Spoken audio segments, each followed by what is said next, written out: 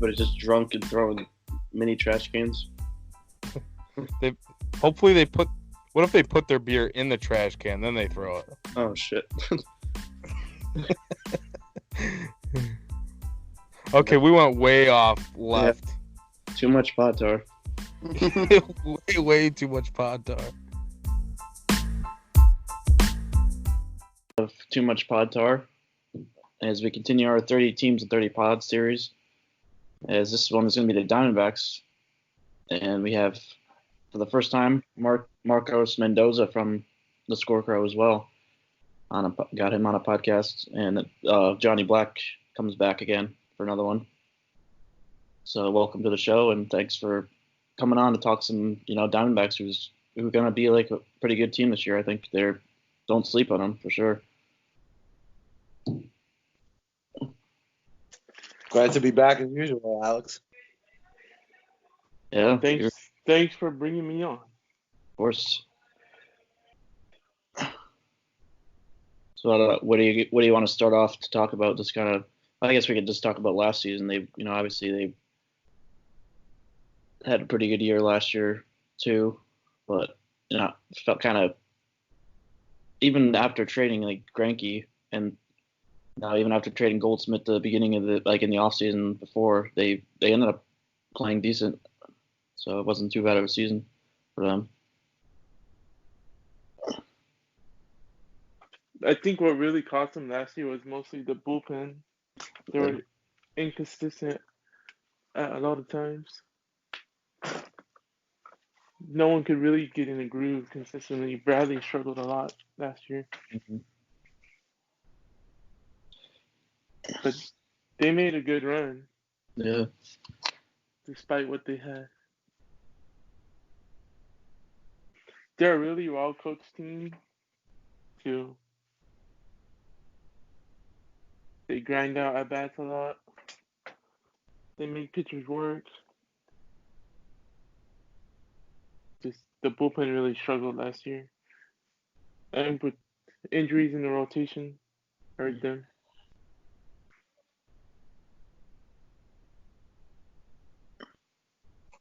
Yeah, I think they're going to be better this year. Mm-hmm. They did have struggles last year. Like you said, like Bradley, Hirano, like all those guys really, really struggled at the back end. But their starting staff is pretty solid, even without Greinke. I mean, they brought in Bumgarner. He is what he is. I mean, he's going from a pitcher's park to a hitter's park.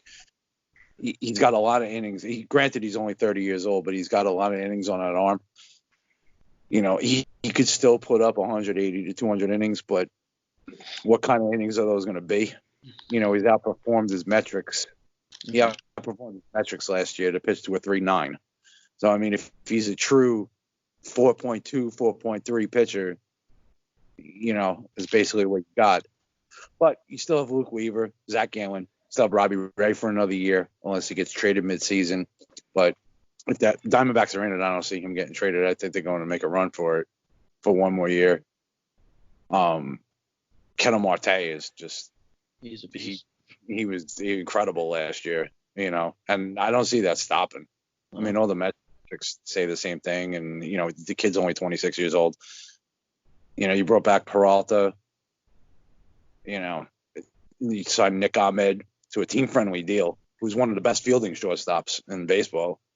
That was great. still $8 million a year is insane for that kind of defense. Yeah, that's nothing for him. Yeah, I mean, he puts up any kind of offense. Like his offense is only getting better, and he puts up any kind of offense with that defense. He's definitely worth $8 million a year. And you got Marte for cheap too, because you signed him to a long-term deal before last year. Yeah, so he's only about $7 million or $8 million a year too. Yeah, you locked him up. So, I mean, and I'm doing my first base mock draft, like my first base fantasy rankings. Christian Walker looks nice.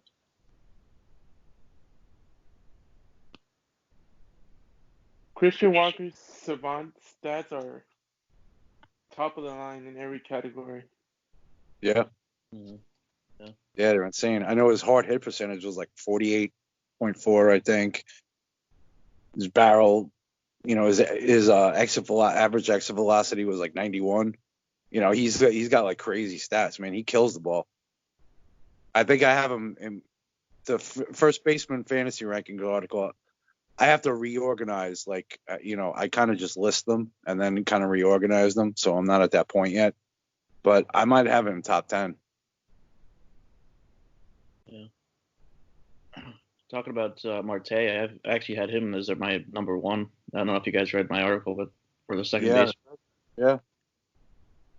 Because I think like last year that was pretty much his breakout year. I think he could only get better from here. And he was obviously also hurt for a little bit last year. I was huge on him last year full coming season. into the season. Yeah, I was big on him going into last year too. Huge on him. He won me one of my leagues. I mean, him, he was one of the guys that helped me out a lot because I got him late in one of my points leagues. And it definitely helped me all year. Yeah. His WOBA last year was 405. That's insane. Jeez. 40% hard hit percentage. Yeah. 9.3 barrel percentage.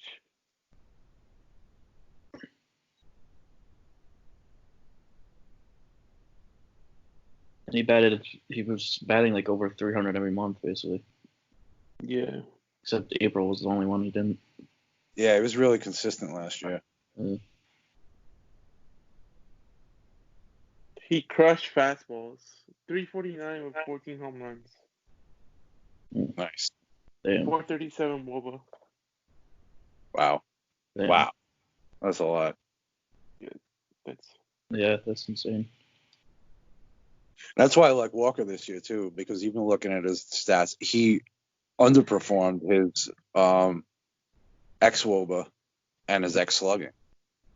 Yeah. Even the year he underperformed it from what he should have had. So there's only, room to improve with him too. I think I have my prediction in the article coming up. I think I have him in about 260, 90 runs, 90 ribbies, and 30 home runs. Throwing in 7 stolen bases too, because I think he had 9 last year. He actually runs a little bit, which is rare for first baseman. So if you can get a first baseman like that late in the draft, that'll chip in 5 to 10 stolen bases. I mean, hey, you take it. Goldschmidt used to be that guy. He doesn't run anymore. No. Now that he's 32 years old, he doesn't run. But, if you can get someone like Walker that'll throw in those extra couple, always helps.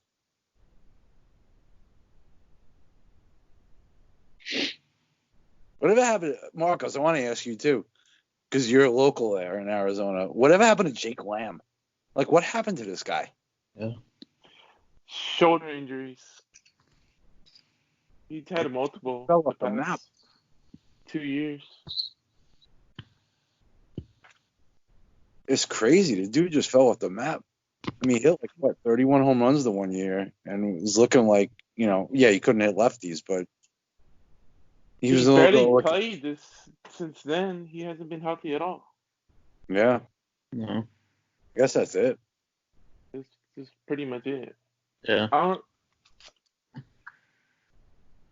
don't see where he gets playing time at all this year. But Loveno likes to rest the lineup a lot, so he'll get plenty of tries if he makes the team. Yeah. Mm-hmm. Yeah, he could play a third. I mean, if they move Escobar around too, you never know. Yeah. Mix and match. Yeah, they have a lot of guys who can switch positions. Besides, Ahmed, he's the only one that stays at short. Really? Yeah. Now, is Ketel Marte gonna play second base, or is he going to center field full time? They want him to play second full time. Okay. But like I said, Lovella's gonna find ways to put him in the outfield too, and other players need rest. So who's going to play center? Oh, they signed Starling Marte. That's right. They traded for Starling Marte. Yeah, I was about to mention that too. I think that was a really good addition for them. I think it's going to help, put some more pop lineup. So I was waiting for that move all off season. Mm-hmm. They needed center field desperately. Yeah. And then Calhoun was a good move too. Yeah. An upgrade over Adam Jones easily. Yeah. Adam Jones struggled the second half. He started off strong. Yeah, he started off strong, but yeah. Where's Adam Jones going now? He went. What did he go? Like Japan or something? I forget. Yeah, he's somewhere out there. Yeah. Yeah, I think so. Yeah. It's amazing these guys fall off like that. Yeah. Yeah, I remember all those good years he had with the Orioles. He was a beast. Yeah. Always killing the Yankees. Solid player, man. And I don't know. So you never know. You never know when the decline hits, mm-hmm. And it's just like some guys hit that decline, and it just drops. They drop off a cliff. We see it in every sport, but it's weird to see. All of a sudden it seems like they can't play. Look, I'm doing the Baltimore Orioles thing. Yeah, Chris Davis. Look at Chris Davis, man. What happened? Like the dude, what was he, 0 for whatever? How is that even possible? I think it was 0 for 56. Yeah. Something like that. Yeah. You forgot how to hit. I don't know. Meanwhile, he had 53 home runs 5 years ago. Where did this go? Where did his talent go? I don't understand that. It's just weird to me. The guys just fall off like that. This is strange. The majority of the times is injuries would cause players to fall off, looking too low. Oh yeah. Yeah, Tulo with the injuries. That was, yeah. Kind of a shame because he was a great player. Yeah. King Felix fell off hard quick too. He's another one, yeah. Mm-hmm. Sometimes you see pitchers do that and then they bounce back. I mean, Verlander had those 2 bad years where he was banged up and people were saying oh, he's washed up and blah, blah, blah. And then all of a sudden he bounced back with Detroit, got traded to Houston, and now he's God again, Mm-hmm. CC managed to find himself a little bit. Granted, he wasn't what he was back, 10 years ago, but he managed to make it work. Felix might be able to make it work, Where did he go? Felix went to Texas, right? Did Texas sign him? I think so, yeah. He went to Atlanta. Oh, Atlanta. Okay. Yeah. Okay. Damn. I know he might get the 5th job there, maybe. Yeah, he might. Atlanta's got issues with their starting staff. Yeah, their staff is not that deep. No. I mean, they have Soroka, Fried, Fultonavich. They don't have Teron anymore. So I guess Felix fills in that Teron role. Yeah. As far as some sort of an innings eater or whatever. I'm trying to think of who else they have. Oh, they signed Cole Hamels. Oh yeah, that's right. They got Cole Hamels. Yeah. I mean, they're solid, but I just don't know if that's going to carry them. I don't know. That's why I have questions about the Braves. I see a fall off in their starting rotation. But that's the Braves. We're talking about the Diamondbacks. Yeah. What are the Diamondbacks having a bullpen now? Still got they got Hector Rondon and who else they got? Hector Rondon was one, and they sent another guy. Oh, Junior Guerra. Okay. Those are the 2 upgrades they got. Did they still have Hirano? No, he went to Seattle. Oh, okay. Toronto's splitter was super inconsistent. Yeah, he had the good rookie year 2 years ago. Yeah, he was good Looked his like first year, Yeah, but his splitter fell apart last year. I mean, that's the most they inconsistent pitch in baseball. themselves. You never know. They have a couple young guys in the bullpen that can be solid for them this year. Yeah, will see who steps up. That's why I can't wait for spring training this Friday, man. Yeah, it's gonna be good. Yeah. There's one game Friday, and then the rest of them start Saturday, Sunday. But Yeah. can't wait to see them. Just to watch like some of it, you know. Yeah. Especially someone like us, like Alex and myself that live in like the Northeast. Oh yeah. No, we like the cold weather up here and stuff. So it's nice to see like Florida and Arizona with the warm weather get going. Yeah, but then wish we were there. Yeah.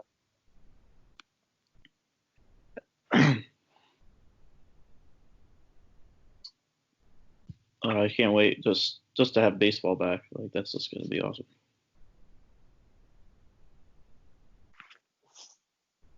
Just to get past So not to get past it, but like literally the last 3 months has been just all Astros filled stuff.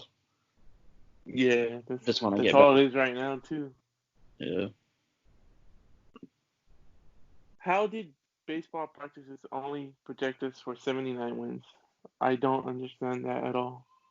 I have no idea. I think they should at least have 85 or something like that. They have us at the same wins as the Padres.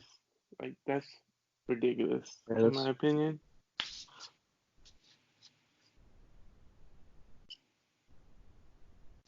I mean, they added what at least like 10 more in the offseason with the players they got.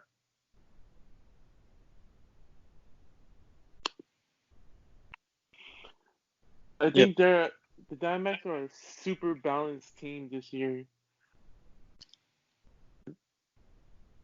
They're very deep in the lineup and the rotation. And we have a lot of young guys in the bullpen, like Kevin Ginkle, Yon Lopez.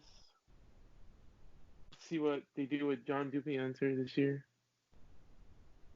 Yeah, I'm interested to see Duplantier, however you say his last name. Yeah, however you say it. And Ginkle too. Oh, yeah. I read a lot about this kid. Ginkle's supposed to be really solid. Yeah, he tore up AAA. Yeah, I'm interested to see him this year. They only have one lefty in the pen, Chafin. He kind of struggled last year with walks. Yeah, Andrew Chafin's meh. But you never know. I mean, if they're in it, we'll see what happens. I mean, if they're in it toward the trade deadline, they can add a lefty bullpen piece. That's not an issue. Yeah. I think the Diamondbacks are solid, and I agree with you. I don't see how they're going to finish the same as the Padres because I think the Padres are still a year away. And I think the Diamondbacks are ready to win. Unfortunately, they have Dodgers in their division. So, but I can see the Diamondbacks fighting for a wild card, no doubt. Yeah, I can easily see them getting the first wild card with 80 to 90 wins, 88 to 90 wins. Yeah. I could see them 85 to 90. I could see it. But I could also see about 8 other teams in the National League at the same, so that's the tough thing about the National League is that there's a lot of teams in the National League that could win 85 to 90. Yeah, the National League is super deep this year. Yeah. We're going to get there's really only 4 teams that I think in the National League, there's really only 4 teams, in my opinion, that really will not make the playoffs. That you can say that now. And that's the Rockies, the Giants, the Pirates, and the Marlins. Those are probably the 4 teams. Any other team than those 4 have a shot. Have a realistic shot at least at a wild card. I don't know about the Padres. Their lineup is not that great outside of Pham, Machado, and Tatis. No. Yeah, I don't know. I'm not convinced of their lineup so much, but their pitching could be solid. I mean, Yeah. if Paddock builds on what he did last year, Lamet is strong all year. Matt Strahm, if they bring up Mackenzie Gore and they get anything out of Garrett Richards, they have one of the best closers in the league, Kirby Yates. Mm. I mean, they could be solid. Yeah, Yates should have been the reliever of the year last year. Oh, Yeah. easily. They should have. Yep. But yeah, awards are stupid anyways. They always get them wrong. Well, not always, but Yeah, there's so many times. Speaking- Go back. speaking of the awards, like even without the cheating, Judge should have won in 2017. So, MVP. I agree. I said Judge should have won. I remember talking to a friend of mine who was a Yankee fan at the time in like August, September. Mm-hmm. And at the time, I said to him, Judge should win. He deserves it, but Altuve will win. Yeah. I said Judge should have won because that year, Judge carried that team at the beginning of the season. Mm-hmm. No one else was hitting. No one else was doing anything in that lineup. He basically carried the team in the beginning of 2017. And yes, he struggled a little later in the year. And Altuve was very consistent that year. I'm not taking anything away from Altuve either. You know, aside from the cheating thing, whatever. But I'm just saying in general, that season, I think the fact that the Yankees made the playoffs and a Judge carried them in the beginning of the year, and at the end of the year, their stats were similar as far as, you know, WAR and stuff like that. I mean, granted, obviously Judge has more powers. Altuve's got more speed, better batting average, blah, blah, blah. But I still think Judge should have won it. Aside from the cheating, he should have won it. Yeah. But at the same time, you know, I had this big argument too in 2018. Ohtani deserved the Rookie of the Year over Andor. So That's you know, another. I'm trying to be. I'm fair. I'm fair. But like, Judge had a really good he had a press conference today, and he made like really good comments about it. He was like, well, the one funny part was like, he was like, how next time I should just I gotta run away with it, so there's no question. Yeah. And he was like, he was like making a lot of comments about it, like the Astros cheating and shit. Like, Well, yeah, you know what? A couple things here.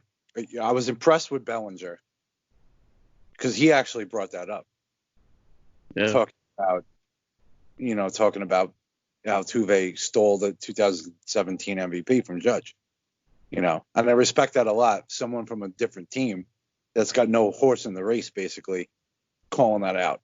I respect that a lot. Second of all, don't you think Manfred's loving this? And I'll tell you why. CBA comes up in a year and a half. Mm-hmm. Don't you want the players fighting amongst themselves? Let them all comment. Let them all make enemies within the game. Then when they have to be unified against him and the owners in 2021, see where they're at. Yeah. Don't think Manfred's not thinking this. He's a lawyer. He is a lawyer by trade. Don't think that he's not thinking this ahead of time, because he is. And that's how manipulative he can be. And that's why he's a complete douchebag. Yeah. Because he doesn't care about the game whatsoever. He cares about winning in the CBA. That's all he cares about. Yeah, he's not handled anything well from this at all. It's been terrible. Yeah. You know what's going to be really interesting is obviously at least one player from every team has to make the All-Star game. So Like, even if the Astros don't get voted in, which they probably won't, then there's going to be at least one guy that makes it. It's like that's going to be interesting at the All-Star game. Like, he's going to be no one's going to even want to talk to him at all. Like, he just Well, it depends on who it is too. yeah. He was there in 2017. I mean, it's the interesting thing I think too is the Hall of Fame stuff. I mean, look, Bonds and Clemens aren't in because they did PEDs. Where do you think Beltran's going to be in 4 years when he comes up for a vote? Beltran's borderline as it is. If you look at his stats, I personally think he's a Hall of Famer. But with this cheating thing, that may tip him on the other side. Yeah, I mean, and you have a lot of new voters now, and newer voters coming in every year. So in a few years, when Beltran's up, are they going to look at this 2017 cheating, say, well, he was part of it, and if you're looking at Bonds and Clemens and saying, well, they used steroids, so they cheated the game. Well, you got to look at Beltran, and then in 15 years or however long, you're going to have to look at Altuve and Bregman and those guys, and Springer, Correa, if they have that Hall of Fame path. But, I mean, I'm just saying, this is going to affect them years from now, not just now. People will forget about it in 5 years. Not forget about it totally, but they're going to forget about the players involved, kind of. Like, it's just going to be, there'll be new stories, there'll be new things out, and, people will let it go. But when the Hall of Fame voting comes up, it's going to be interesting to see how they're viewed. Because I think they're going to be viewed just as bad, if not worse, than Bonds, Clemens, Schilling, guys like that. Yeah, I think it's going to be worse. Like, this is a lot worse than just steroids, I think. This is worse. It's worse for the game. I don't know how much it helps the players completely. That's the thing. Bonds and Clemens were helped by PEDs, personally, their stats. I'm not sure how much the trash can banging helped, Altuve and Bregman. I don't know, and it's hard to prove, how much it actually helped them, whatever. But to be part of this whole controversy that's going on right now and be part of this whole thing, that's a stigma they're going to have to live with the rest of their lives. It's a stigma that's going to stay with them even into the Hall of Fame voting, and it's going to lose them votes. Now, granted, if Altuve finishes his career with 3,000 hits and a 320 average and stuff like that, he'll probably get in anyway. I'm just saying, if some of these guys are kind of borderline, like a Beltran, that might tip the scale the other way,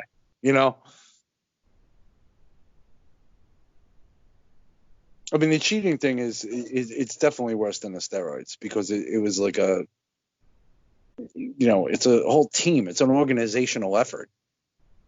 That's ridiculous. And talk about integrity of the game when they talk about like Pete Rose and stuff like that. Integrity of the game, you get a whole organization cheating. Like from the GM to the coach, like managers, players, like, and the owner. Fuck Jim Crane. You know what I mean? Like, screw that guy. Yeah.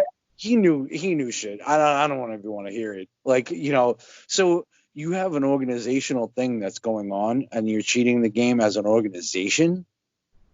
I mean, the Atlanta Braves got punished more for messing with the international pool. I mean, granted, that was like extortion and shit. So, I mean, yeah, I get it. Yes, they should have been punished like that. But they lost 13 of their players, including the kid Kevin Maitan, who wound up going to the Angels. They had guys fired. They got punished with international pool money taken away from them for the next, 3 years and stuff like that. They got punished worse than the Astros. And the Astros actually cheated MLB out of a World Series. Yeah. Out of a legit World Series. It's kind of funny that the Braves thing was they were like doing that against the Astros, like literally stealing shit from them. Yeah. Well, it was St. Louis. The guy from St. Louis was doing that. Chris Correa Yeah. was stealing the proprietary information. He was in jail for 4 years. Mm. So, I mean, these are the punishments. This is the thing, too, is these are the punishments that have been handed out. This guy, Chris Correa, who from the Cardinals was stealing information from Jeff Luhnow in Houston, he gets jail time for 4 years. And then you have the Atlanta Braves who are extorting people and extorting money and running whatever they were running down in like Dominican Republic and stuff like that. They lose 13 players plus international pool money plus draft picks. And then you get the Houston Astros who cheated in the MLB and cheated on the field. And they lose a few draft picks, $5 million, and they fire their GM and manager. Like, there's no continuity there. That doesn't make any sense to anybody who's a fan. You know what I mean? Like, I understand the punishments for the other ones. I understand the punishment for the Braves, and I thought it was harsh, actually. I thought it was pretty harsh, but I liked it because I liked that. I like coming down on someone. Look, you messed up. You did this. You tried to get away with it. You didn't. We're going to punish you so it doesn't happen again. They didn't do that with the Astros. They didn't punish them enough to make sure this doesn't happen again. Yeah. And that's the problem. It was like stupid. Like when Manfred's press conference too, he was like, "Oh, they're gonna feel the impact from the season when everybody's saying shit against them. Like they're gonna feel this the rest of their life." Like, no, that's not enough. Just because they like feel like the anger against them, that's it. That's what the hell is that? Like, it's not a punishment. They don't care. They already won the trophy. What does it matter to them now? Yeah, that's kind of my argument as to why, like, that's kind of why I'm thinking they should get the trophy taken away. Like, at this point, I'm starting to lean more towards that, just because like they're all high and mighty and shit, and so if you take that away, that's it. They're not gonna be like all like cocky and shit and saying like all this other garbage. Like, that's really what it comes down to. They think they got away with it, and if you take it away, then they're like, then that does away with that. Not saying that they should take it away and give it to the Dodgers, because that definitely shouldn't do that. But I think just taking it away, just having like no champion for that year is what they should do. To be honest, like if they impact the game, I don't care. Like the precedent to set is like just because there's been precedent in the past. I think they need to set a new precedent to show that you cannot do this ever again. I think that's the only way to do it. I see where you're coming from, Alex, and you know what? Like, I get it, and I've heard that argument before. Like taking it, I just don't think that can happen. I mean, I'm on the side. The Astros and with their cheating was horrible, and it should have been punished more. I think that they should have taken away more draft picks. I think they should have banned like Lynch and Luhnow, indefinite ban. It's stuff like that. Like, I just don't think you can vacate. This isn't the NCAA. You don't vacate titles. You don't take away trophies. Like, it's professional sports. And I just think it's setting a bad precedent, and you're going down a slippery slope. And I know no one wants to hear it. I know people, especially Yankee fans like yourself, not singling you out, but I'm just saying Yankee fans, Dodger fans, people who were screwed basically in 2017. I understand your argument. The only thing I'm saying is you don't want to go down a slippery slope, because when Major League Baseball comes down and they're allowed to take away a trophy, they're allowed to take away accolades. Say they take away Altuve's MVP in 2017 because they used the trash cans all year and give it to Judge, or vacate it completely.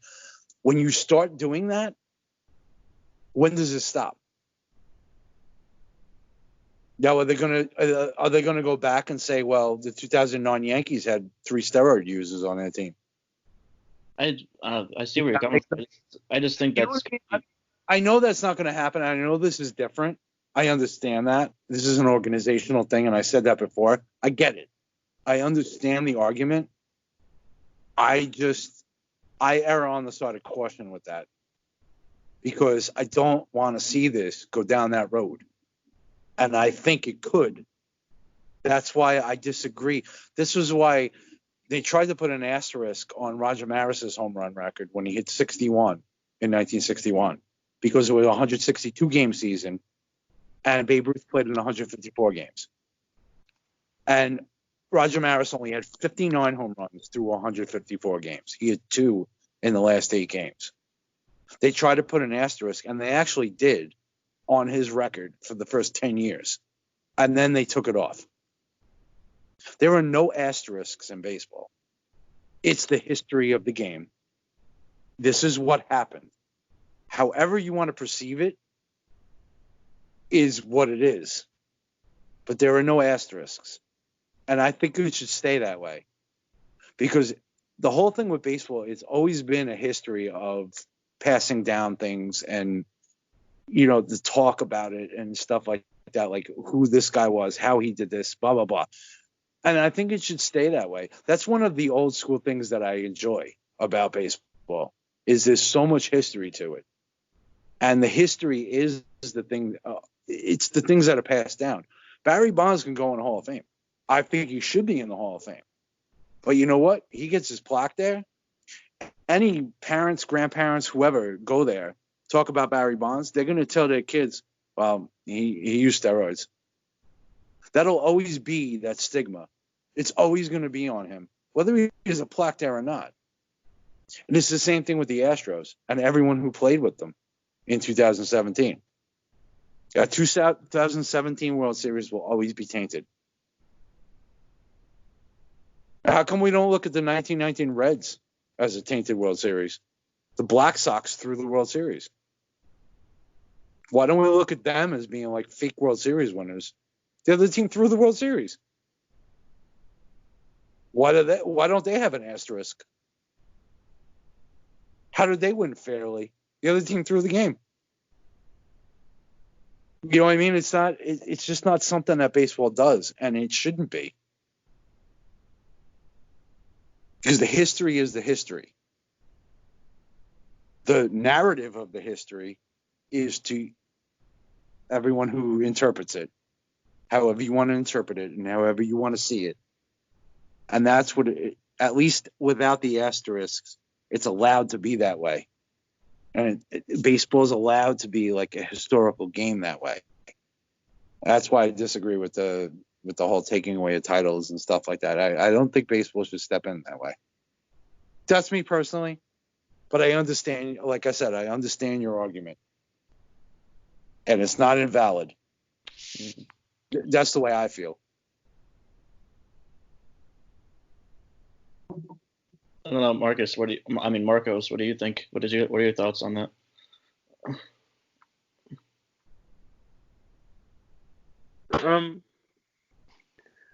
I think the World Series would, like you said, be tainted for forever.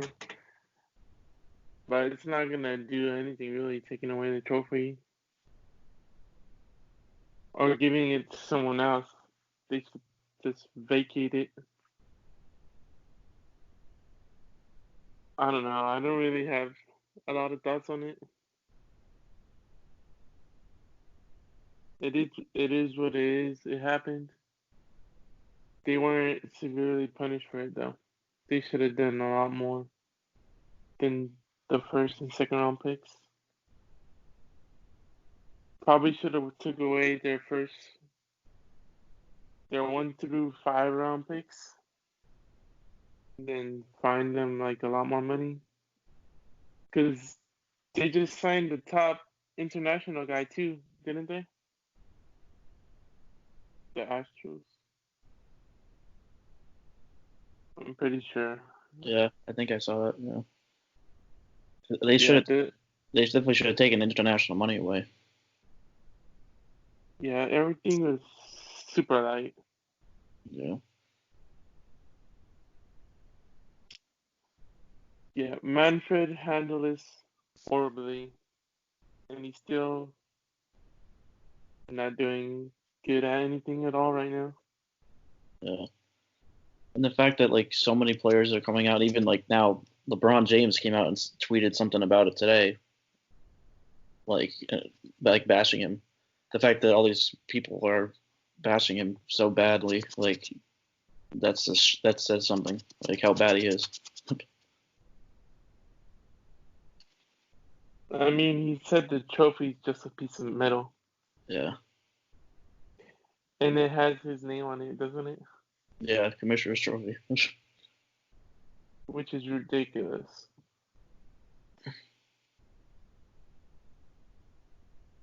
Yeah, that's an absolute sin right there. It's a sin under the gods of baseball. to just call that a piece of metal. Like, I mean, really? Well, that just goes to show you what Manfred thinks of the game. Yeah, he doesn't give a shit. Like I said before, he's a lawyer. He's getting his money. Yeah. He's using this whole thing. He's planning on that CBA in 2021. He's laying the groundwork right now to have the players fight amongst themselves. And then he comes out with the whole, the hit by pitches, like the intentional things. This is going to be, his whole ruling on retaliation and stuff. Like, come on, man. If no one can see through this, I don't get it. Because he's doing it. Yeah. That's like lip service right there. He's doing this whole thing as lip service. Like, he doesn't really care one way or the other what happens. He obviously doesn't care about the cheating either, because he didn't investigate any other teams either. No. But the investigation didn't go any further. He didn't investigate the Astros until Fires actually came out with it. Like, Yeah. What the hell? Well, you investigate. It seems like he didn't investigate anybody. So the Astros are the only team. And with multiple other players coming out and saying that other teams have done similar things, you'd think you'd investigate it. Whether it be the Yankees, Red Sox, I don't know, Twins, Dodgers, like anybody. Like, I'm not just singling out other teams. I'm just saying, in general, if you cared about the integrity of the league, wouldn't you put an investigation together to clear the rest of the league? If that's what you really thought. But he didn't do that. He's like, we caught the Astros. I'll wipe my hands. I'm done. Yeah, That's it. Yeah. This is Selig level of turning the other way with the steroids. Selig didn't care about steroids. That's how he didn't push for testing. So he didn't give a shit. Of course, McGuire and Sosa, they had the chase in '98, and that was awesome for baseball. I mean, it was great for baseball. And then you have Bonds with the 70 home runs, blah, blah, blah. And, this was great. Of course he's going to turn the other way. Manfred's doing the same thing, just in a different situation. He's turning the other way. He's not literally doing anything about it. No, because he doesn't care. I mean, when he's talking in his press conference, it looks like he doesn't care either. No. His facial expressions are like, why am I here right now doing this? I mean, that's what it looks like to me. You know what he said today? He said something else. Like, he said, we think we, what the hell is the word? We think we're able to, like, combat the cheating. I mean, the new rules for technology. We were able to we implemented them in the right way. It's like, what the hell are you talking about? Like, this team just got caught cheating, and you're saying that the rules were implemented the right way. They were able to not. But that would be if nobody cheated. That nobody was able to get away with it. Like, are you kidding me? Or not away with it? Or like basically they did get away with it with that punishment. It's like he just, I don't know. He's just so bad. Well, what he was saying was that basically he's telling everybody that, all right, we caught one team, the other 29 teams are fine. Yeah. So it was effective to the point that only one team did it. Yeah. And they got caught. So it was effective. Red Sox. That's pretty bad logic. If, but like I said, it just goes to show you how bad he is. He's bad. He's bad. He just wanted to get it over with before like the season starts. That's all he cared about. Yeah. Oh yeah.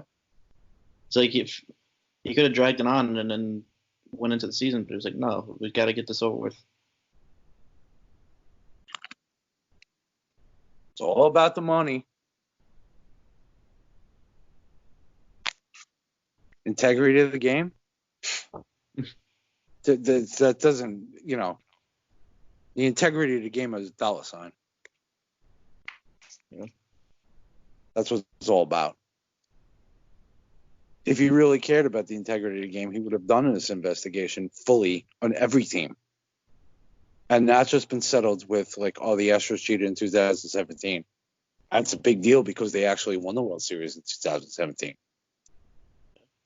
But where's the rest of the investigation on any other teams in the past couple of years? It's nowhere to be found. Of course not. So there was like the Mitchell report in 2003. Yeah, the Mitchell report. And mysteriously it got leaked and all the names got out.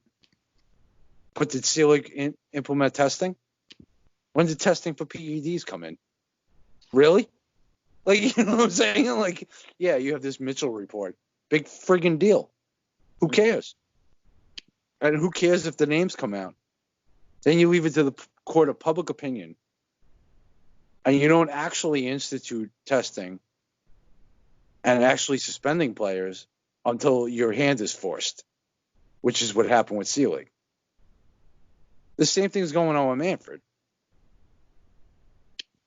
His hand is forced now, so now he has to put new rules in for the retaliation and everything like that because someone was caught. Yeah, it's all bullshit. Yeah. Like I said before, it's all lip service. Like they don't really care about the actual league. They care about making money. They don't care about the integrity of the game. That has nothing to do with anything. There was the one tweet from John Heyman today that said this new rule has nothing to do with the Astros. I was like, yeah, sure, bullshit. Yeah. What? Yeah, unrelated.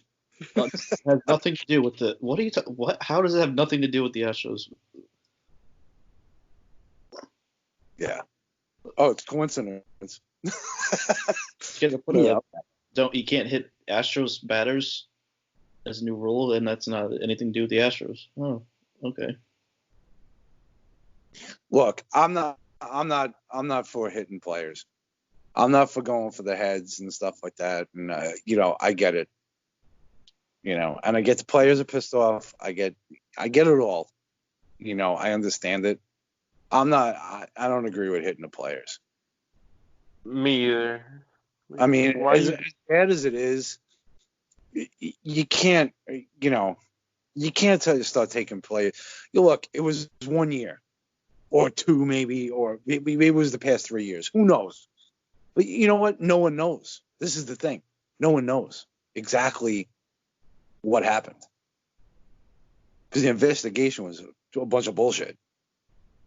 So no one actually knows what happened. So to have Garrett Cole and the Yankees peg Jose Altuve in the head, that's definitely not going to happen. What is that going to do? Like, you know what I mean? You just now he's looking like an asshole. You know what Garrett Cole's going to do to retaliate? He's going to strike out 15 guys. Yeah, exactly. That's what he's going to do. Exactly. And that's how you should retaliate. Get them out. The Astros are still a good team, so you don't want any guys on base freely.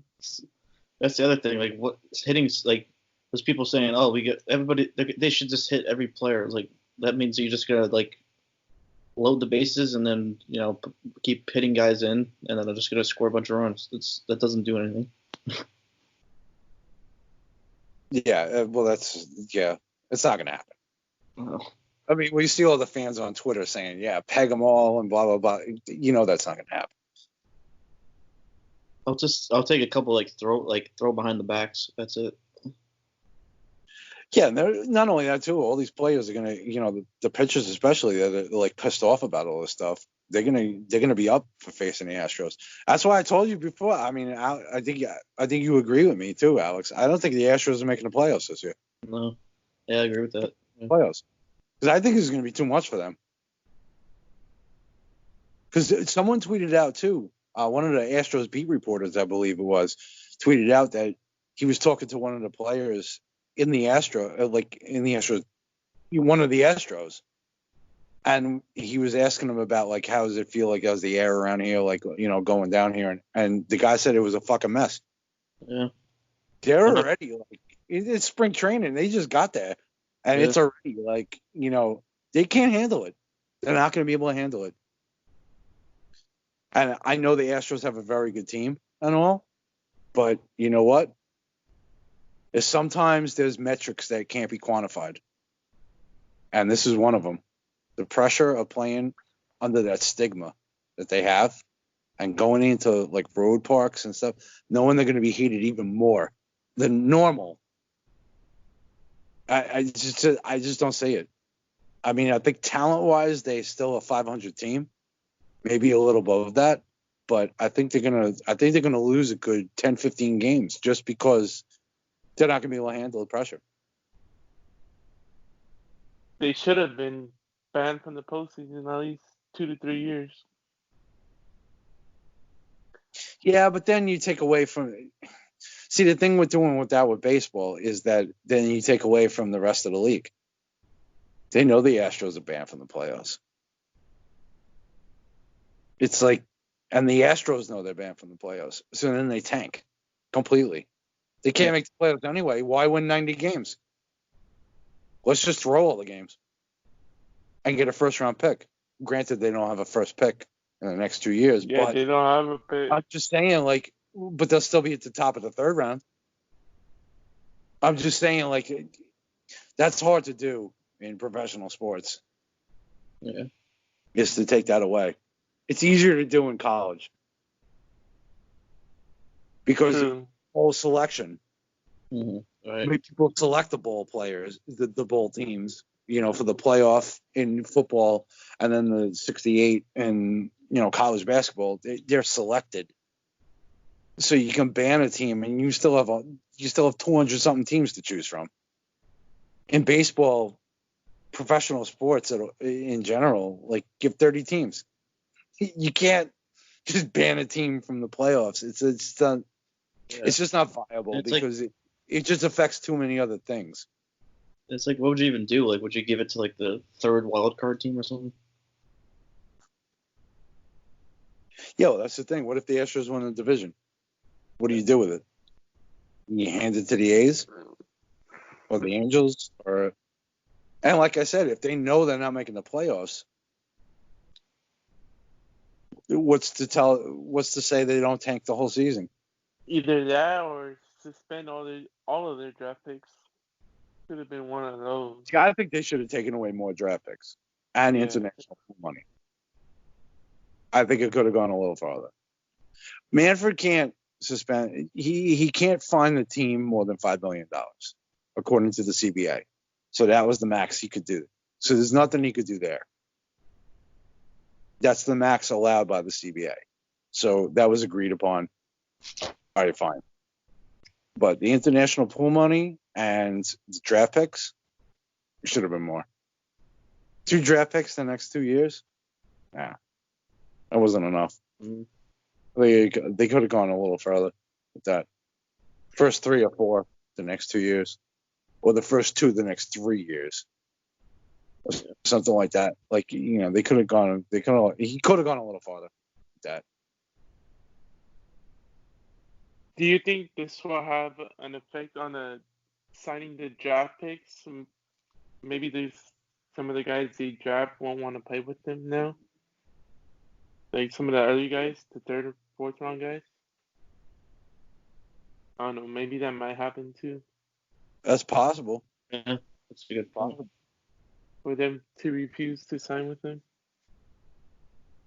Well, I'm interested to see because you get an allotment for your draft picks in baseball. So there's there's an allotment. You get a certain max for each one of your picks. So like a first rounder, like a top 5 first rounder, you get like $6 million that you can spend. Now sometimes you can pay this guy like $5.5 million and save that $500,000 to spend on another draft pick or whatever. So there's a certain allotment. I'd like to see if the allotment is gone from the Astros because I didn't read into it as much, like how much it costs them. Because if they can use any of that money for their third round pick, then they can draft a third rounder and offer him more money and make sure they sign him. So I don't know how the whole punishment fits in that sense. I'm assuming it's just it stays the same, that they can only, sign their third rounder for the third round allotment money. But there's a certain amount of money you get for each pick, a max that you can sign them for. So I'm just wondering how that's going to work.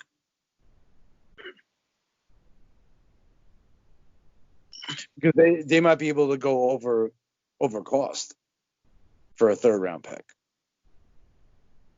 So someone who's looking for a lot of money, that's like a top prospect that may drop. Yeah. They may be able to sign him for more as a third round pick. Good point. You know what I mean? And say oh yeah, we can give you this much because we have this money. So I don't know. I hope that's not the case. I hope I'm wrong, but I don't know. I don't know how the punishment is exactly worded as far as their allotment. So who knows? That may be a loophole that the Astros will find themselves a way around.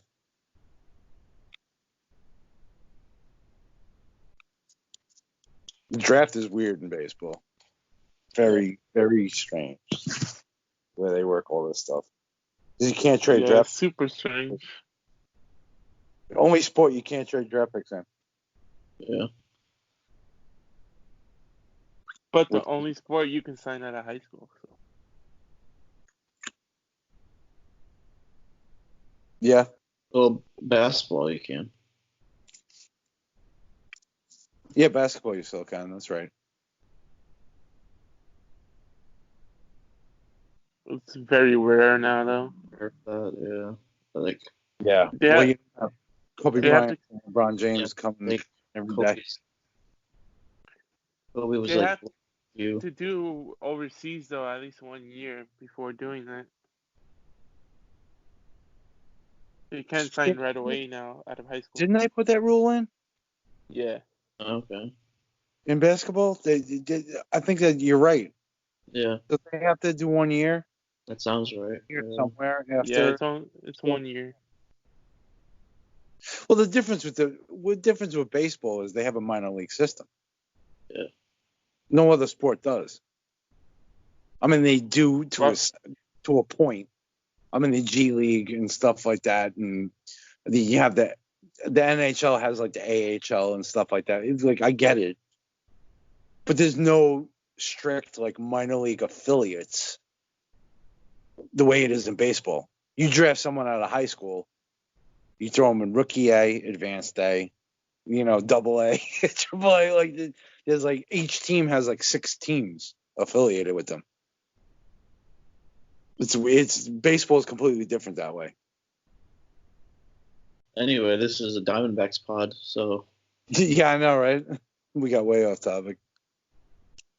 Yeah, but yeah, I think I think Diamondbacks can, like you said, Johnny, sit around like 85 to 90 wins, and then contend with the wild card. But it's going to be tough with that. How many teams are in there? But they're going to be good, I think. Like Marcos, you said, they have a pretty balanced team. Good lineups, some Their solid defense is really good too now with Calhoun and Marte in the outfield, and Peralta won a Gold Glove last year. Got Ahmed, who was a Gold Glover. Christian Walker has solid defense for a first baseman. Callie's elite defense behind the plate. Marte back to second base full time. Escobar's probably the worst defender on the team. Mm-hmm. And he's still not even that bad.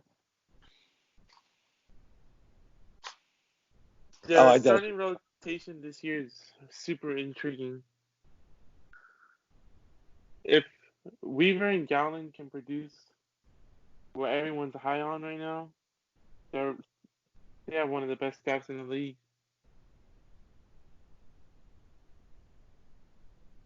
Yeah, I agree.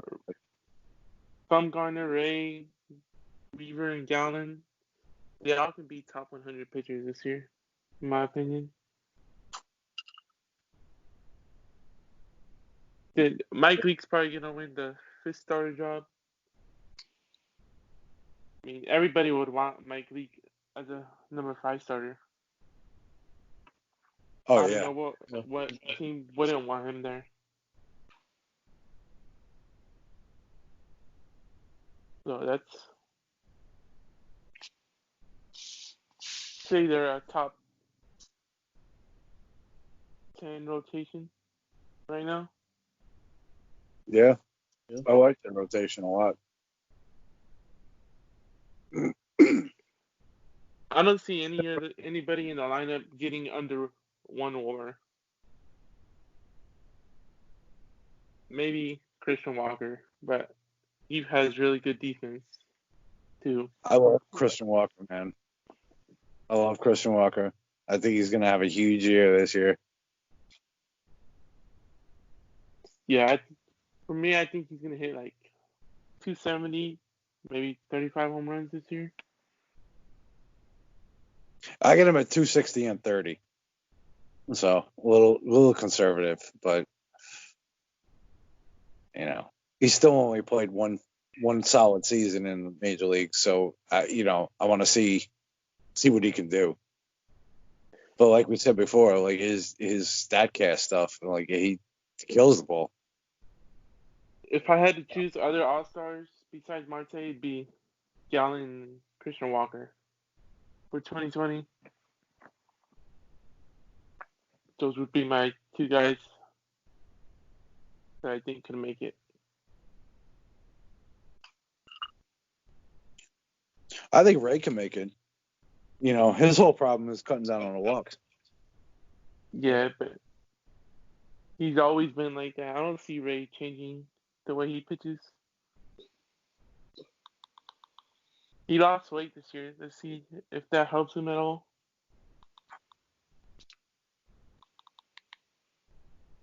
Yeah, we'll see.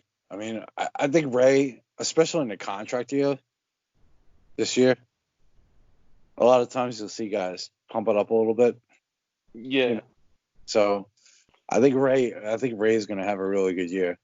And with Galen, Weaver, Bumgarner, like you said, like even Leak with the 5th starter role, their starting staff is solid.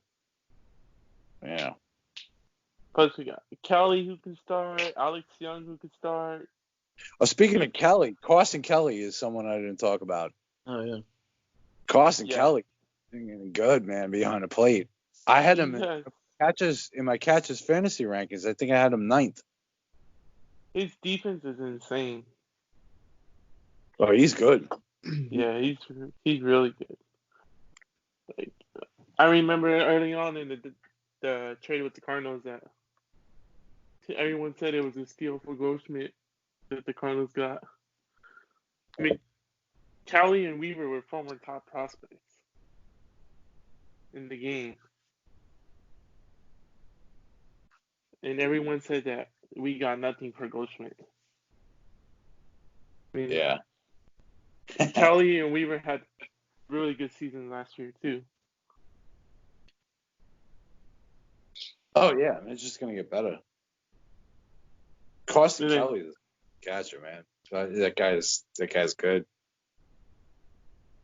Yeah, he's really good. That's why they've been moving around Dalton Varsho a lot too.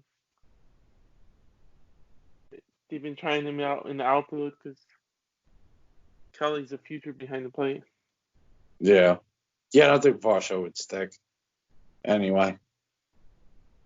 No, Varshow's I probably think- a outfielder or a second baseman. Yeah, I don't think he has defense behind the plate. But Kelly does. He's not even close to as polished. You know.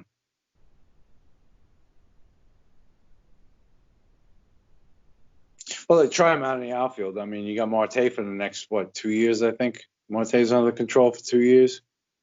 You signed Calhoun for a year, I think. Peralta, and they all have 2 years, I think. All right. So, yeah, so you have a chance for Varsho to show up and, see what he can do. He might Only got make one the more team year this left. year. Varsho might make it this year, but I doubt it. Yeah. They might keep him down just to get him playing time. Because if he comes into the major leagues, he's not going to start. Yeah. So you want to keep him in the minor leagues, get regular playing time. But I think he'd be the first call up if anything happens in the outfield, Oh yeah, for sure. or even if if Escobar goes down, because you only have Escobar for one more year, I think. Yeah. Because the Twins had signed him, I think, for a 3-year deal when we traded him to you. And so I think this is the last year of his deal. Well, Kevin Cron can play third base. Yeah, Kevin Cron, that's right. Forgot about him. He has a shot to make the roster. There's a lot of battles they have to make the roster. Andy Young, Seth Beer, Kevin Cron.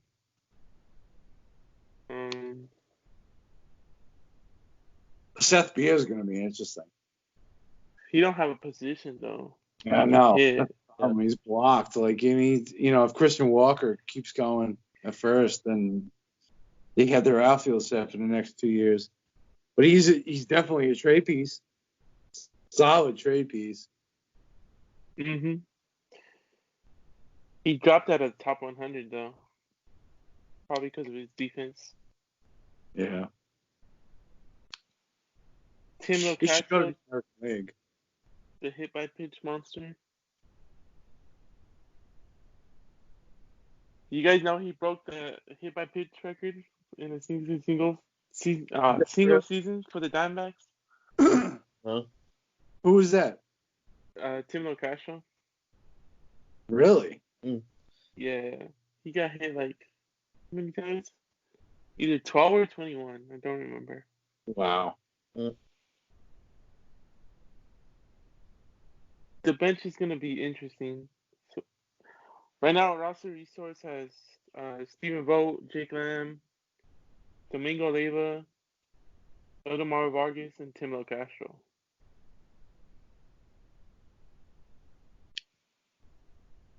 Yeah, I can see LoCascio definitely making it. Just because he's kind of utility. Josh Rojas is probably gonna win a job over Vargas or Leyva. He's pretty decent. They're finally out of the Tomas contract after this year. Oh man. Yasmani Tomas, dude. Oh my God. That dude just he's still around. He's making like $15 million this year, I think. Yeah, it's like insane. Jesus Christ. Oh man. That contract was so bad. He had a solid year in AAA last year. Yeah, that's great. $15 million for a solid AAA season. It's 17 million this year now. Oh, Jesus. It's even more. That was just a bad contract. They should have never done that. Not as bad as Ellsbury. He didn't even play. He couldn't even play in AAA. He was on his couch. Yeah. And then the Red Sox have Rusney Castillo. Remember him? Yeah, I remember. They're still paying that dude $11 million a year. There's bad contracts on every team. Oh yeah. Mm-hmm. That's why people bring up Bobby Bonilla, obviously, because the Mets, are still paying him $1 million a year, every July 1st or whatever it is. But you know what? Like you said, Marcos, like every team has that contract. Do you know the Red Sox are paying Manny Ramirez $2 million this year? I did not. They're still paying him. They're paying him $2 million this year. We're paying Zach Greinke $10.3 million. There you go. Yeah. Every team has that contract. The Atlanta Braves are still paying Bruce Sutter. Oh, Jesus, they are. Oh my God. A 1984 contract. Oh my God. Yep. They still pay him. I believe it's $750,000 a year until I think 2024 or something like that. But he's been being paid for like 30 years. They deferred his contract that way. Well, Max Scherzer's contract's deferred. Mm-hmm. So Max Scherzer he signed a 15-year, $225 million contract. Technically. Granted, it's a 7-year contract. It's the 7-year contract according to Major League Baseball. So it's 7 years for $225. So in 2 years, when his 7 years is up, he's a free agent. But the Washington Nationals will be paying him for 8 years after that. So he can be a free agent, go sign another contract somewhere else, and still be being paid by the Nationals for 8 years after the contract expires. $105 million deferred to July 1st in each of 2022 through 2028 for Scherzer. Yeah. So there you go. Through 2028. They're going to be paying him to 2028. $15 million a year. That's smart. Yep. That's smart for the player to sign that contract with that. Oh, hell yeah. That's smart for the team, too. You stay under the luxury tax that way. Harper didn't want to sign that contract, though. What was that? They offered Harper like the same thing almost. Yeah, man, he just didn't. But the Nationals do that a lot. They defer a lot of their contracts. Yeah. Because the original Strasburg contract was deferred. It's part of the reason he opted out. It was deferred. Because he would have been set to make. It's weird with his contract. He actually this year, if he opted in, he would have been set to make $45 million this year. This year. But then it would have tailed off. But for him opting out and signing a new contract, now he gets a new contract where it's more evenly set. And I don't know how much is deferred. But a lot of teams do it. A lot of players like it. And I see, teams do it to keep under the luxury tax because they can spread out the money.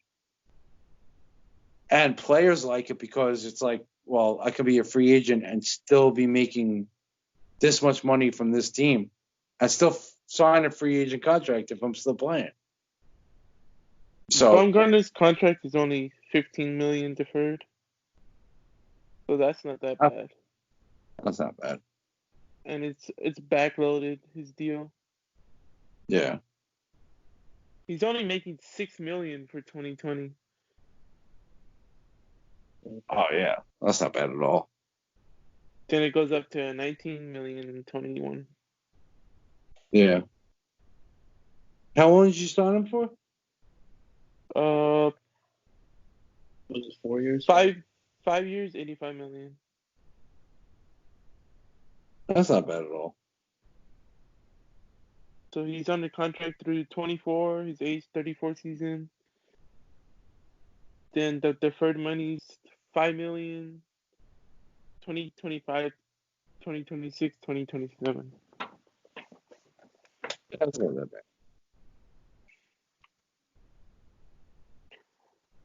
We'll see if Marte has another big year, what they're gonna do with his contract. Which one? Kettle or Starling? Yeah, both actually. Well, Kettle signed. He's already set. Yes. Yeah, he's only making $4 million this year. That's crazy. That's one of the biggest bargains in the MLB. It's Kettle Marte. Yeah, he signed 5 years, $4 $24 million? million. Dude, what was his WAR? What was his F4 last year? I mean, really?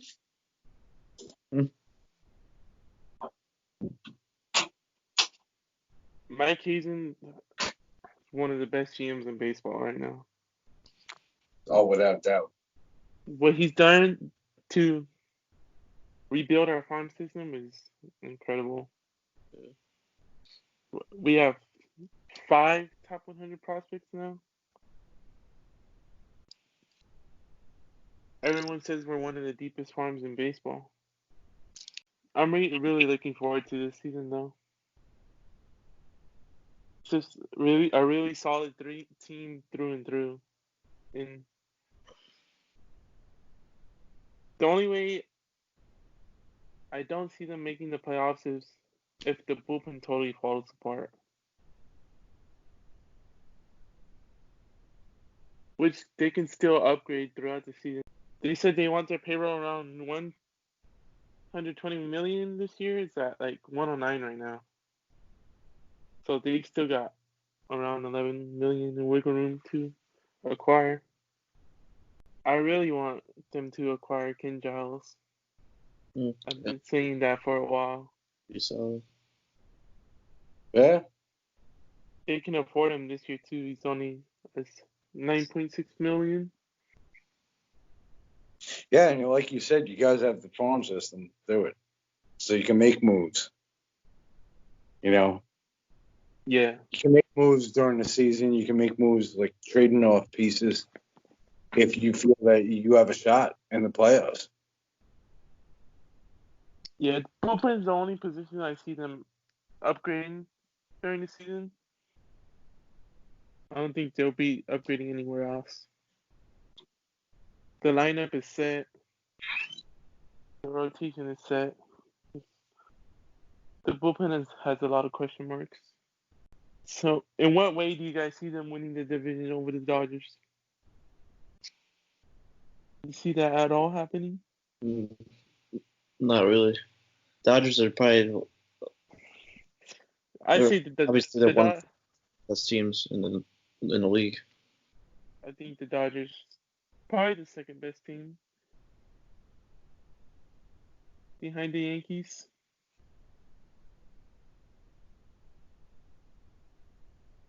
Yeah, I think the only way that Diamondbacks win the division is if the Dodgers just all of a sudden just fall off the cliff. Somehow the Dodgers always have one random guy who breaks out every year.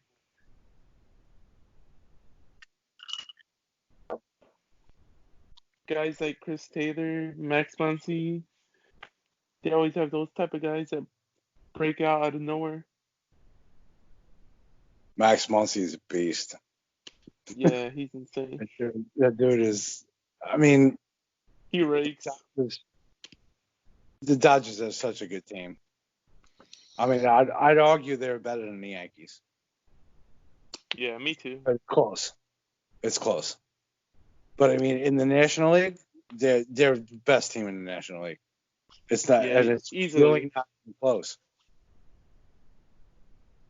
in my opinion.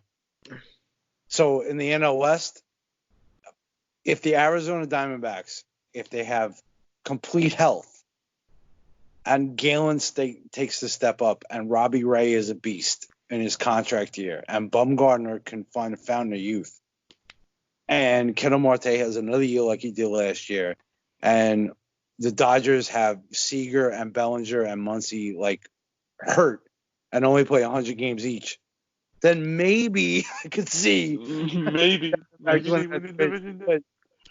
That's the only chance. Honestly, on paper, the Dodgers won that division by 20 games. Yeah, they won by 21 games last year. Yeah. I see them winning by 20 games again. Yeah, maybe probably. 15, but I see the Dodgers win another like 100 and I can see the Dodgers winning 103, 105, and the Diamondbacks winning say 88. Throw a number on it, but the Dodgers are so far ahead of everyone else in the National League. I just don't see it. I don't see anyone challenging them. Now, once you get to the playoffs, that's a different story.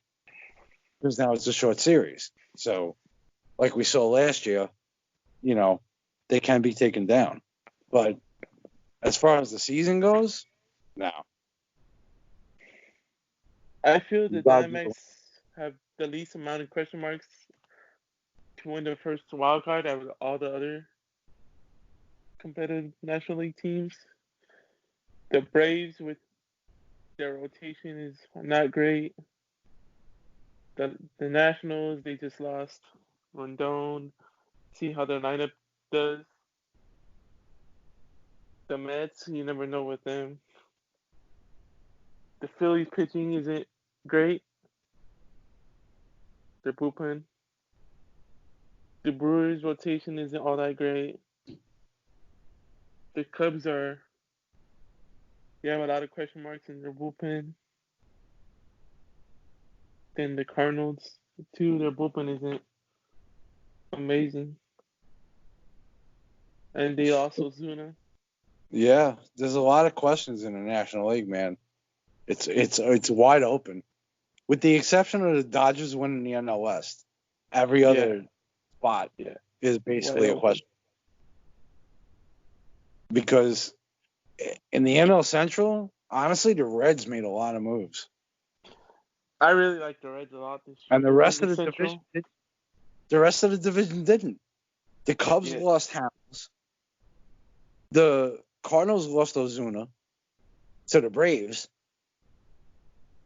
And Milwaukee lost Grandal. So there are major pieces that were lost from the NL Central, except for the Reds. The Reds gained Moustakas. They gained Castellanos.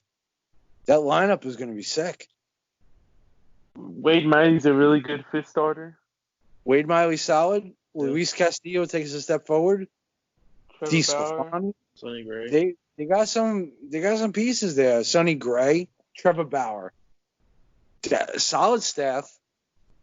Wasila Iglesias closing out. I mean, the Reds are going to be solid this year.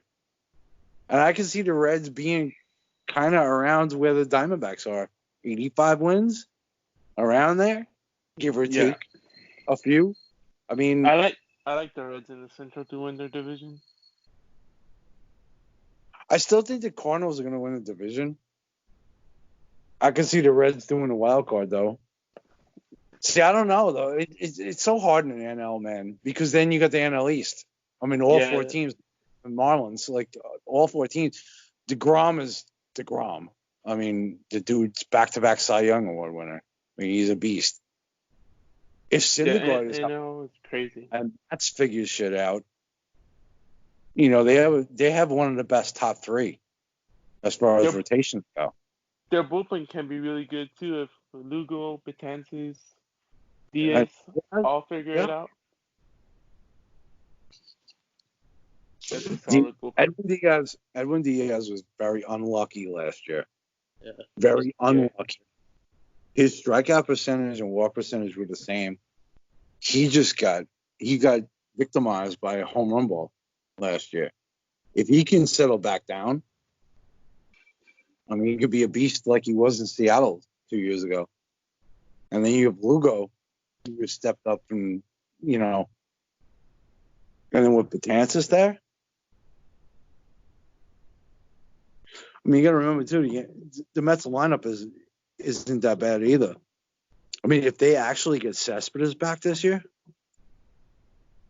that would be surprising. With Nimmo and Conforto in the outfield, and McNeil, J.D. Davis, Pete Alonso, Wilson Ramos can actually hit.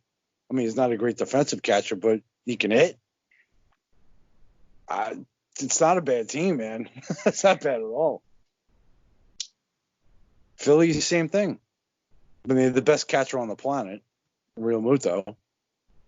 Harper, his 1 year last year, he got the big contract and everything. All right, let him settle in last year. I think this year he's going to have a bounce back. I don't really like the Phillies pitching at all, besides Nola. He got Wheeler, though. And I think Wheeler is signing for them. Nola and Wheeler. I think Arrieta's on a contract here, too. I think he's going to want another deal. They get David Robertson back, too, don't they? Yeah. Yeah, Robertson. They still have Neris, right? Back to Neris. Dominguez. Sir Anthony Dominguez. Yeah, Sir Anthony Dominguez, yep. They're another team that's not bad, man. If these guys step up. Atlanta, I'm not crazy about their pitching staff, but their lineup is sick. Yeah, their lineup is Ozuna there now? With Ozuna taking over for Marquez, you have Ozuna, Acuna, Freddie Freeman, Ozzie Albies. Dude, that's scary. That's a scary lineup right there. That's a scary top four. And if Swanson takes a step forward offensively, because he took a step forward last year offensively, he takes another step forward. They have Travis d'Arnaud and Tyler Flowers behind the plate. All right, granted, they'll mix and match. Washington, you said. Was it they lost Rendon? All right, they lost Rendon, they upgraded their bullpen though a lot. They upgraded their bullpen, and they still have their starting. They still have the top three. They have Scherzer, Strasburg, and Corbin.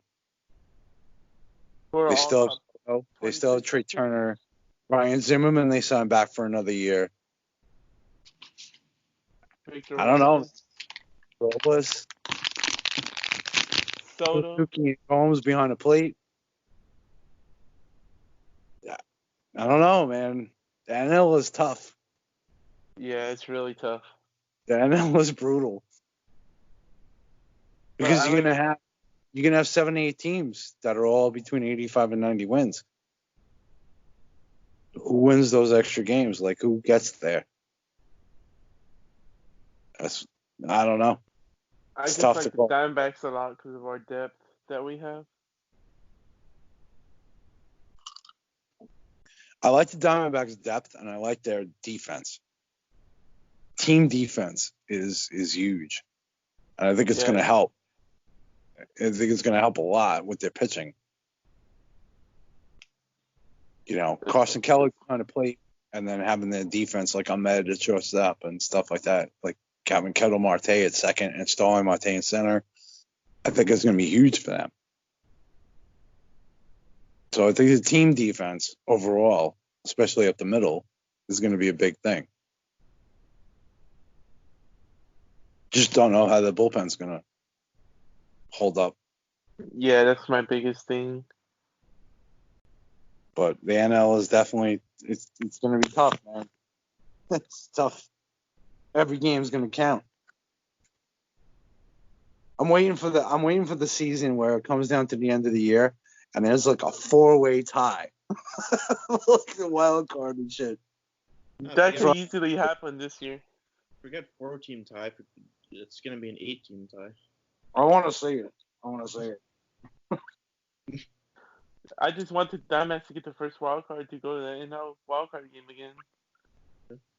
That game versus the Rockies was crazy. That NL wild card game was the best thing I've ever experienced, easily. Yeah. It Well, you was, want it to was worry about facing the Rockies, that's for sure. Because they stink. What are you talking about? They're gonna win the division. Pirates. Pirates Tigers. the $42 million Pirates. The Pirates are gonna beat the Rockies in the NLCS. Pirates, baby. It's all about the Jolly Roger. Tigers over the Orioles in the ALCS. There you go. Tigers Pirates World Series. I'm calling it right now.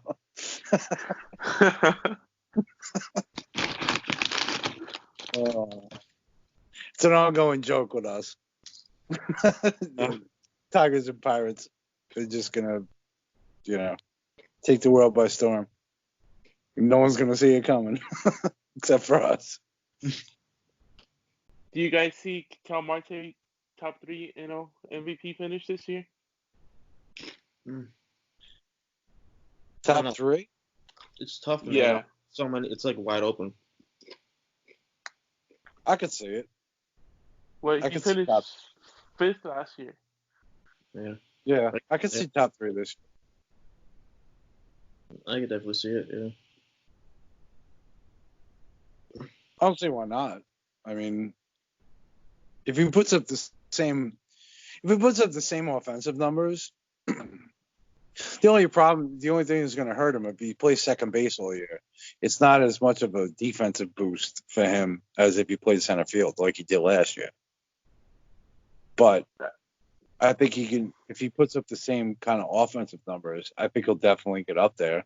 I mean, you don't know what Yelich and Bellinger are going to do, and whoever else may show up, because there's always that one outlier. There's always that one outlier that all of them has this great year. You know what I mean? So top 3, yes, I could see it, but I'd guess again top 5.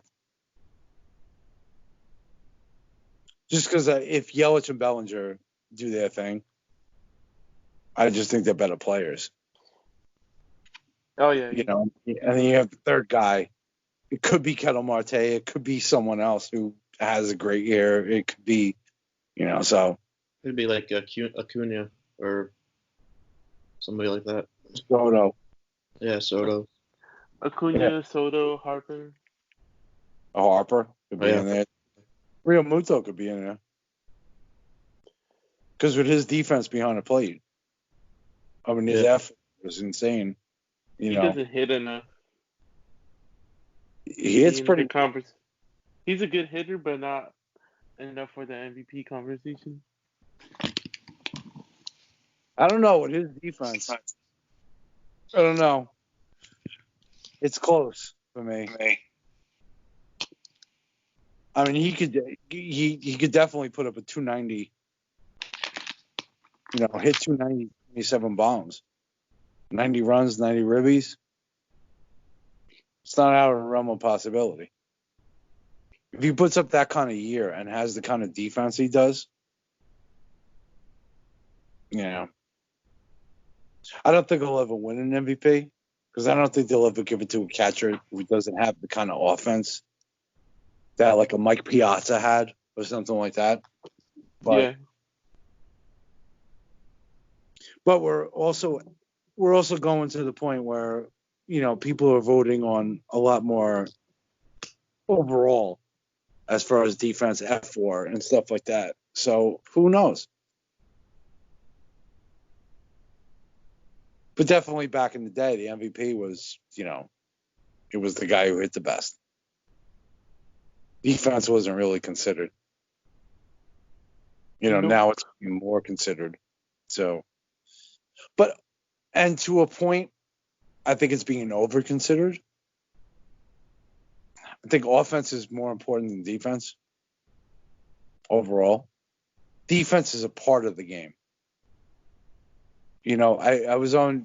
I'm in a chat, like an MLB sabermetrics chat, and I talked to these guys, and one guy brought up a great point because they were asking, is offense better than defense? Like as far as like when you're judging a player. And the one guy brought up a point. It's like offense is it's 100% of run production. That's your offense. Is 100% of your production. Defense is only part of run prevention because the pitcher takes care of a lot of run prevention, striking out guys and stuff like that. So defense is important, but it's not as important as offense. Yeah, 100%. Well, Offense is way more important. Yeah. And I don't think any catcher right now, aside from a ridiculous year from like someone like a Gary Sanchez or a Mitch Garver or whatever, it's like 45 home runs or something like that. Aside from that, I don't think a catcher will win an MVP. Just don't. Everybody's bets will be on Acuna to win it this year. Well, because he's got the 40-40 potential. Yep. If he gets 40-40, there's 290 with 40-40. I mean, how do you not give it to him? I get it, but an accomplishment like that, same thing. A lot of people say like Miguel Cabrera when he won a Triple Crown. Mike Trout was a better player, blah, blah, blah. I get it, but you know what? The voters are going to do what they do. And honestly, if you win a Triple Crown, I got to give you a little something. I give you a nod for that because that's rare. Yeah, it's super rare. Poor Mike Trout. He's been robbed of so many MVPs. Yeah, I know, right? He's won 3, but he's been robbed of like 3. Yeah. But he basically should have won every year. Ted Williams feels his pain. You ever look at Ted? If you ever go back and if you look at Baseball Reference and look back on Ted Williams, how many times he finished second or third in the MVP voting? Because back then, if you didn't win the division, you really weren't the MVP. So Ted Williams won 2 Triple Crowns. 2, mind you. He didn't win the MVPs either year that he won the Triple Crown. So, you go back on the awards, Ted Williams probably should have won 10 MVPs. But they were giving Joe Gordon. Joe Gordon won an MVP over Ted Williams when Ted Williams won the Triple Crown. I think it was 1947, if I'm not mistaken. Joe DiMaggio won an MVP for him only because the Yankees won the division. Had nothing to do with, you can go back on a lot of these years. If you look back at some of the 80s votes, oh my God. You'll see like these guys won like Cy Young awards. Yeah, the voters are not great. It's like, what the hell happened here? How'd you vote for this guy? Yeah. Oh, you can go back on a lot of it. I'd be willing to say a third of the votes of the awards that were given out as far as Cy Young, MVP, and Rookie of the Year, I'd say probably about a third of them are bullshit. Yeah, even like Gold Gloves was like there's like meaningless. Gold Gloves didn't start become relevant until what? The 2010s? Oh, Gold Gloves are horrible. Yeah. Even look at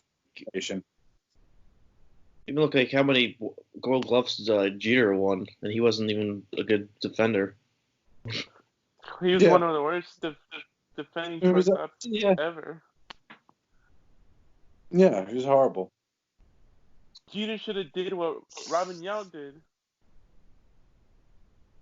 Moved to center field. Something like that.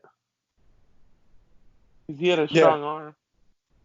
Robin Yount moved to center field and won a Gold Glove in center field.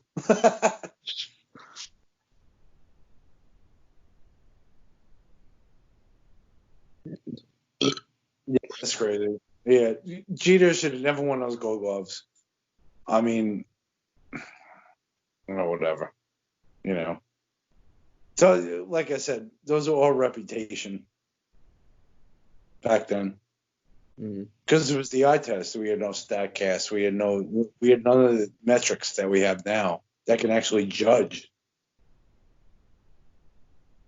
like how hard it is to catch this ball, how hard we had none of that back then. So it was all the eye test. And of course, Jeter was on ESPN every night with his jump throw and everything like that. And, so of course he won. No baseball players on ESPN every night anymore. No, ESPN doesn't do baseball anymore. Except for now with the Astros. They have it on every night now because of this thing. Do they? I haven't watched ESPN in probably 4 years. I haven't even watched it. I don't care about ESPN. ESPN's bullshit. It's just really all NBA on They have ESPN. a baseball game on. And then I just mute it because I'm like, what the fuck? Yeah. Well, yeah, I'll do that. But, yeah, mute it. At least now this year, Jessica Mendoza is not going to be on it anymore. The Diamondbacks and Braves opening day game is on ESPN, I believe. Is it really? Yeah. Nice. Yeah. That's Nice. a really good opening series. Yeah. Oh, I'm off that day. I'll be glued to the TV, just sitting there watching baseball all day long. That's the day we're gonna do our 24-hour show. That's right. That's right. I'm off for 9 days actually. I took off from the 18th to the 26th. Nice. The 18th is my daughter's birthday, and the 19th is my wife's birthday. And then I took off all the way through the weekend into the 26th is my last day off. And the 26th is the opening day of baseball. Like, yep. End up my vacation, lay around, and watch baseball. That's a really good way to end it. That's it. That's it, man. There's no better way to end that. Oh, yeah. That's it. It's going to be all baseball all day. Love it. Yeah, so thanks for coming on. Good show. Thanks for having me. Yeah, anytime. Do more during the season. Yeah. I'm hoping, I think during the season I'm going to try doing like weekly, like maybe record on Sundays or something, like we did that last year. So something like that. Yeah, that'd be cool.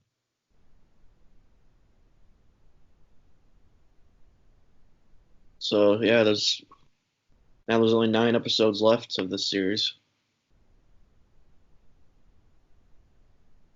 We got the Cardinals recording tonight. Well, I mean, because tonight it's as in Wednesday. So that'll be good to get another one out of the way, and then as we finish this up, as spring training is starting. The end of this week. So what is it? Friday is the first game. Friday or Saturday, something like that. Yeah, it's Friday. Rangers are playing somebody. I think it's Texas Rangers and the Mariners or something like that. Or Friday. Okay. It's like one game, and then Saturday starts like everybody. Well, yeah, find all these episodes on all the podcast platforms. Apple, Spotify, Podbean. That's the name of one. But as I said, weekly episodes during the season, stuff like that, and we're starting our team previews for the Squirt Crow. We did Orioles and Tigers. Those are out now, and then obviously, probably as you listen to this episode, the one I wrote, the Marlins will be out. So yeah, we have 30 30 teams in basically 30 days. It's going to be now, might be a little bit more spread out, like, because we had 2 in one day for the Tigers and Orioles, but it might not be exactly 30 days, but it'd be somewhere around that. So follow the Scorecrow at the Scorecrow on Twitter, Instagram, Facebook, YouTube. Yeah, hopefully we get that YouTube going up this year too with your podcast, the DFS. Oh yeah, definitely. It's second deck DFS. Yeah, that'll be a good show. Yeah, that's gonna be great. Looking forward to that. How to record, like, since that YouTube Live isn't a thing anymore, we have to figure out how to do it. Yeah, I'm gonna figure something out with YouTube or Facebook. If I do Facebook Live, then I'll do that. Yeah, it might be easier with Facebook Live. Yeah. Yeah. Because I think you can just like easily invite somebody else to the call if you do it on there. Yeah. Yeah, to check more into it. See how I can. I'm going to test it out. Like I said, I'm off that week before baseball starts, so I'm definitely going to work it out with Joey and test it out. Like, see what we can do with YouTube and see what we can do with Facebook and blah blah blah, and get everything worked out, because I want to have it set once baseball starts. Opening day, first game start at 1:00, man. 12:00, we're gonna have the DFS show going, so we'll be ready to rock. I mean, if we do our 24-hour show, that could be part of that too. Like, we just roll for like the whole day and then just have have like an hour of talking about DFS like beforehand, like before the game start. Yeah. I'll be up early. So if we want to start this, however we want to start this 24-hour thing. I mean, we can even start like midnight and then just go from midnight to midnight. Midnight the night before. And then go to sleep as soon as it's midnight the next night. Yeah, there you go. I'm down, man. Yeah, I have to make sure I'm off for that. I have to make sure I actually like request off for that day, because it's Thursday, so I'll be working. I mean, that's the days I usually work, but I have to make sure I get off. Yeah, request off now. Yeah, definitely. That's gonna be a day you want off. Opening day, man. This is gonna be, should be a national holiday. Yeah, it should be. Can't wait. But can't wait. Yeah. Yeah, follow myself at Alex Kielar on Twitter. And I'm also on Instagram at Kielar too. I post just basic stuff on there. It's not really anything. I tweet every day, so that's where I'm like more active. But and then Johnny's at jball0202. Marcos is, I don't know, what's your Twitter? Mendoza M with 2 underscores. Yeah, so yeah, we can follow all of us on Twitter. As we, obviously we retweet all of our articles and check those out for this whole season. It's going to be good season. Really, really excited. Going to have a lot of content out this year. Yeah, gotta push this MLB content. If the commissioner's going to be a scumbag, then we gotta market the game ourselves. Let's move forward, man. There, you can never have too much pod tar,